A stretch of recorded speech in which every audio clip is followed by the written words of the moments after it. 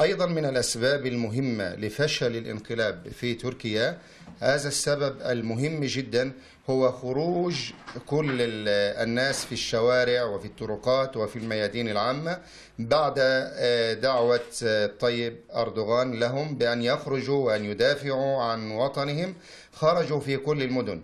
هذا كان أمرا مهما جدا بأنهم خرجوا في كل المدن من الغرب إلى الشرق، الشمال إلى الجنوب، كلهم خرجوا في وقت واحد، مما كان له عامل مهم في إسقاط هذا الانقلاب وفشل هذا الانقلاب وتداعي هذا الانقلاب.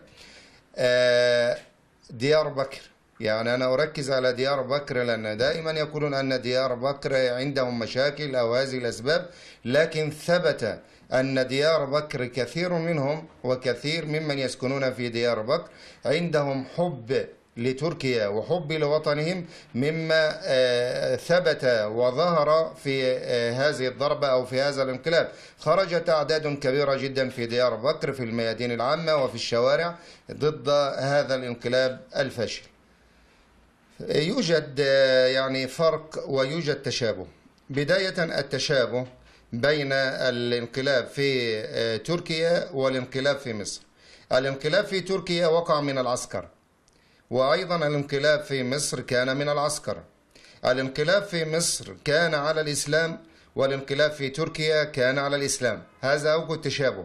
هنا الانقلاب من العسكر، وفي مصر الانقلاب من العسكر. كان الانقلاب على الحكم الإسلامي أو على المشروع الإسلامي. في مصر أيضا كان الانقلاب على المشروع الإسلامي وعلى الحركة الإسلامية كلها. هذا وجه التشابه، لكن هناك أوجه أخرى للاختلاف. إذن هذا هو الفرق بين الانقلاب في مصر والانقلاب في تركيا. لذلك الانقلاب في تركيا فشل، ولكن في مصر نجح إلى الآن. الانقلاب في مصر في خلال 3 سنوات هو ناجح إلى الآن لمدة 3 سنوات، ولكن بالنسبة إلى في تركيا فشل في 3 ساعات. الرسالة المهمة هي للناس.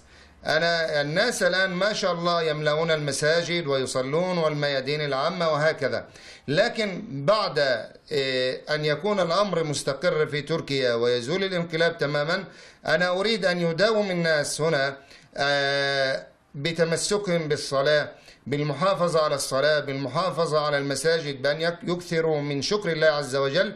لئن شكرتم لأزيدنكم ولئن كفرتم إن عذابي لشديد.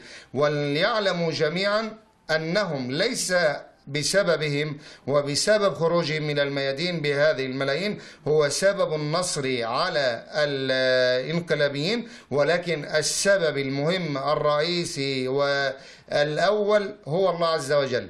الله عز وجل هو يريد بتركيا خيرا. كذلك من العجيب أن جماعة فتح الله جولان هنا في تركيا أيضا ينتسبون إلى جماعة النور.